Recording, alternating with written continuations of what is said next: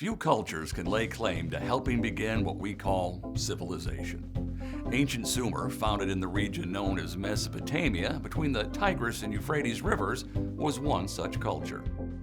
Their creations shaped the spread of culture in the wider Fertile Crescent, and Sumerian innovations would continue to shape kingdoms, empires, and countries long after the Sumerians themselves had left the scene. The area of Sumer, referring specifically to the southern part of Mesopotamia, saw its first human settlement around 4500 BCE by the Ubaid people, with the Sumerians arriving by 3000 BCE. Now, there are several theories as to where they came from. One theory with decent evidence has them originating in modern-day Turkey. As they settled in fertile areas and expanded the agriculture and industries, including metalwork and pottery that the Ubaidians had already started, the Sumerians grouped themselves into some of the world's first cities, including Ur, Kish, and Lachish. The first Sumerian city, though, and therefore the oldest in Mesopotamia, was Uruk. And it may have had up to 80,000 people within its walls by 2800 BCE. Sumer's focus on habitation in cities and the innovations in politics, technology, and other areas that came along with that habitation has sometimes been referred to as an urban revolution. These changes sparked by Sumer would profoundly affect other cultures throughout the Near East. With the concentration of populations in Sumerian cities came the grouping of different sectors of workers into particular classifications. Soon fishermen, farmers, gardeners, hunters, herdsmen, and other professions had distinguished themselves out of what had been formerly an amorphous grouping of hunter-gatherers. With these specialized groupings came the incentive for trade amongst them. The people who supervised and regulated this trade were the governing authorities within Sumerian cities, who officiated a shared religion that revolved around temples. But the temple complexes were far more than centers for an organized religion. Along with the palaces, they were the centers of the Sumerian economy and its politics, becoming the birthplace of many of Sumer's innovations.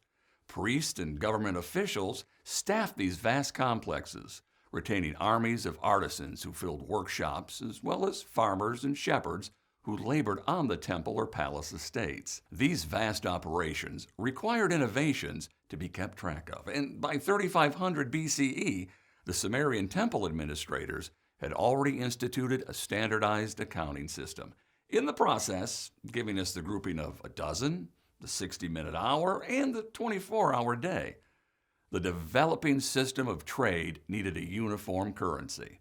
The Sumerians used the shekel, which itself was equivalent to one portion of barley.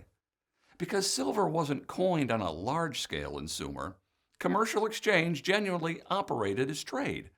Debts owed to the temple authorities who loaned out silver, for instance, could be paid in silver or a silver equivalent, including barley, as well as goats and lapis lazuli, among other wares. All of these practices, including having work specializations and using a currency with fixed rates of exchange for other goods, were indeed revolutionary, making cities, not wandering groups of nomads, the engines of cultural development. With trade, salaries, loans, debts, exchanges, payments, and a vast accounting system came the need for a standardized record-keeping method. Though they may have adapted certain elements from prior settlers, the Sumerians took the craft of writing to a powerful new level. The wedge-shaped counting marks they used in their written record-keeping on clay tablets dating back to 4000 BCE were collectively known as cuneiform. And cuneiform, itself regarded as one of the world's earliest writing systems, became the most significant form of writing in the ancient Near East. At first, it consisted of pictographs representing objects and quantities, but it evolved to represent the actual phonetic components of the Sumerian language. It is the oldest written language on record, and from its first archaeologically verifiable usage in 3100 BCE, it would dominate the linguistics of the Mesopotamian region for 1,000 years. Although Sumerian was eventually supplanted by Akkadian as a language, Akkadian was itself transcribed in cuneiform. owing its subsequent spread to that Sumerian invention. With the temples and palaces directing large-scale industrial operations, the Sumerians introduced even more innovations to standardize and expand this process while making it as efficient as possible. The cities became the focal points of city-states, the first in history, controlling villages and a land in the vicinity. Though in early stages the citizens themselves directed the affairs of state, eventually the quickly expanding settlements and the complexities of their affairs gave way to a more authoritative version of governance. They began rule by one person, known as a monarchy. In the meantime, they kept rolling out technological innovations such as axle-based wooden wheels for transporting carts full of tradable goods, plows for farming, oars for ships. These tools, consisting of both new technologies and political systems with the power to enforce their large-scale use, increased the pace and the scope of Sumer's booming commerce. Devising a unified system of laws was another necessity to bring consistency and order to the expanding realm of trade in Sumerian metropolises. And writing became a necessary means of defining and publicizing those laws. Sumerians in the city of Ebla created the first known written laws around 2400 BCE in the Code of Ur-Nammu, using cuneiform on clay tablets. Named after the king of Ur, who instituted them and who may also have been their author, the code is harsh. Robbery and adultery, both punished by death. But it describes a fully thought-out legal system, with specific crimes and punishments paired together, as well as monetary fines proportioned to degrees of bodily damage. Importantly, this was a unified code of laws, consistently applicable throughout Ur-Nammu's kingdom, thereby superseding the systems of private justice which territorial governors had used earlier. Ur-Nammu had other impressive accomplishments, which included constructing walls around his capital city, building a series of ziggurats, which were pyramidal temple towers made of mud bricks, expanding the irrigation system, and starting a centralized educational system called the Aduba. It was a unified curriculum for government administrators recorded on clay tablets. Because of these innovations, some have labeled Ur-Nammu's reign as part of the Sumerian Renaissance.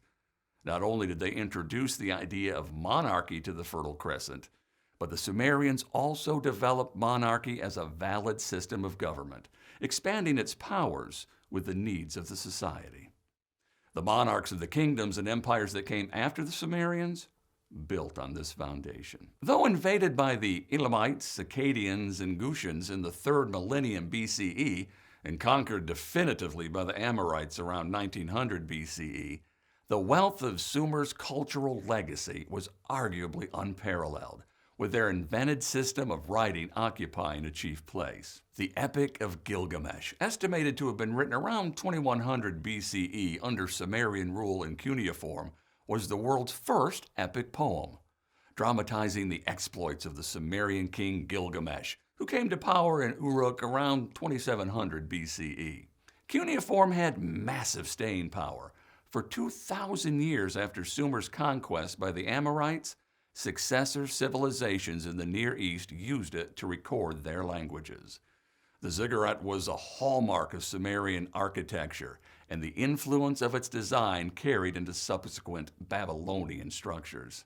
To the list of Sumerian innovations already mentioned, we can add the pottery wheel, systematized irrigation that included dams and canals, the two-wheeled chariot, industrial-scale textile mills, molds for mass-producing bricks, bellows-based furnaces for working metal, and a basic system of mathematics. The Sumerians laid the blueprint for creating, sustaining, and expanding a culture, a blueprint that paved the way for a plethora of cultures that soon came after. Now, before we go, let's look at a review question to see what you remember. Which of the following was not an innovation of the Sumerians?